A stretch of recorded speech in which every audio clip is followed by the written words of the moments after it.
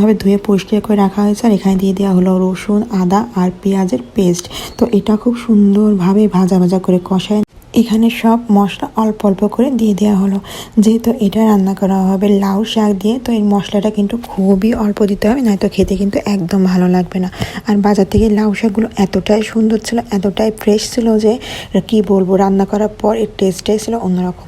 তো এই যে মশলা কষানো এখানে হয়ে গেল, এখন দিয়ে দেওয়া হবে এখানে শিং মাছগুলোও কিন্তু খুব সুন্দরভাবে ফালি ফালি করে কেটে নিয়েছে। কিন্তু বড় শিং মাছগুলো ছিল, আর মাছটা কিন্তু ভীষণ স্বাদের মাছ ছিল। হ্যাঁ, তো এই যে এখানে মাছ কষানো হয়ে গেল, একটুখানি পানি দিয়ে দেওয়া হলো, একটু সেটা কষানো হয়ে গেলে উঠায় রাখা হবে। আর শিং মাছ দিয়ে কিন্তু লাউ শাক রান্না ভীষণ ভালো লাগে। এটা গ্রাম অঞ্চলে কিন্তু বেশ ভালো চলে এই রান্নাটা।